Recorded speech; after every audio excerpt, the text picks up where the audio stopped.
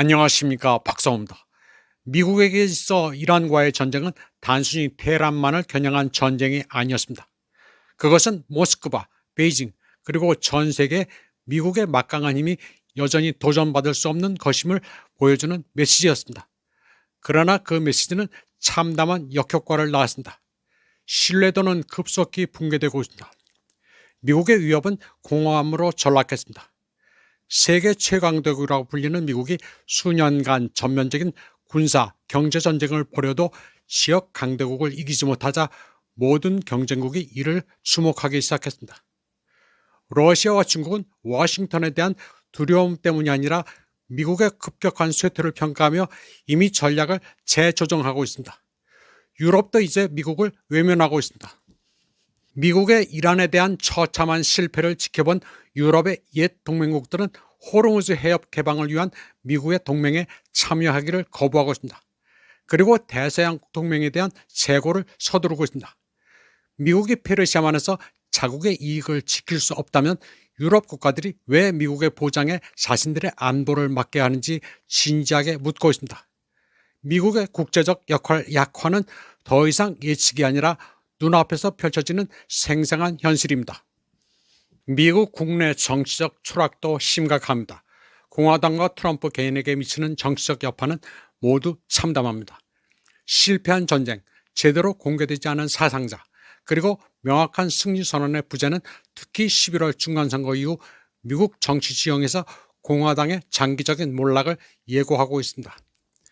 다가오는 중간선거에서 민주당이 상원과 하원을 모두 장악한다면, 그리고 이란과의 전쟁에서 승리를 약속했지만 결국 패배한 대통령은 탄핵 절차, 더 나아가 형사 기소에 직면하게 될 것입니다. 세계 경제적 여파는 말할 것도 없습니다. 이란 전쟁은 전례 없이 세계 경제 상황을 악화시켰으며 세계는 이에 대한 책임을 미국에 돌리고 있습니다. 인플레이션, 공급망 혼란, 에너지 가격 변동성 등 미국의 일방적인 공격으로 악화된 모든 문제들은 워싱턴을 세계적인 악당으로 만들었습니다. 심지어 전통적인 동맹국들조차 자신들이 지지하지 않았던 전쟁으로 인한 경제적 고통을 감수하기를 꺼리고 있습니다. 이란의 더욱 강력한 회복력은 두드러집니다. 이란은 미국보다 경제 봉쇄에 훨씬 더 강한 회복력을 보여왔습니다. 해상 봉쇄가 길어질수록 미국의 입지는 약화되고 시간이 흐를수록 워싱턴은 이란의 추가적인 휴전 조건을 받아들일 수밖에 없게 됩니다. 이러한 봉쇄는 이란을 무너뜨리지 못했지만 미국의 의지를 꺾어놓고 있는 것은 분명합니다. 전쟁을 영구적으로 종식시키는 합의가 이루어지지 않는다면 이란의 다음 행보는 매우 흥미로울 것입니다. 바브 알 만답 해협이 개방될 가능성만으로도 전 세계 해운에 엄청난 변화를 가져올 수 있습니다. 이런 가운데 시간도 미국 편이 아닙니다. 2주 후 시진핑 중국 국가주석과의 정상회담, 2026 FIFA 월드컵, 그리고 11월 중간선거 모두 워싱턴의 관심을 요구하고 있습니다. 이러한 사건들이 하나씩 지나갈 때마다 전쟁을 지속할 수 있는 정치적 여지는 줄어듭니다. 만약 이란이 제시한 종전 조건이 최종적으로 받아들여진다면 이는 워싱턴의 가장 신뢰받는 지역 동맹국인 페르시아만 아랍 국가들에 대한 미국의 공식적인 패배 선언이 될 것입니다. 그러한 결과가 발생한다면 모든 안보조약, 모든 기지협정, 모든 정보 공유 협정에 대한 즉각적이고 심도 있는 재검토가 촉발될 것입니다. 미국은 단순히 전쟁에서 패배하는 것이 아니라 한 지역 전체를 잃게 될 것입니다. 페르시아만 지역에서 미국에 충실한 아랍 동맹국들은 지역 권력의 중심부에서는 치열하게 논의되는 자신들만의 악몽에 직면했습니다. 최근 이란에 대한 침략 전쟁에 그들이 공모했다는 사실은 더 이상 비밀이 아니며 이웃으로서 저지른 배신에 대한 대가를 치러야 합니다.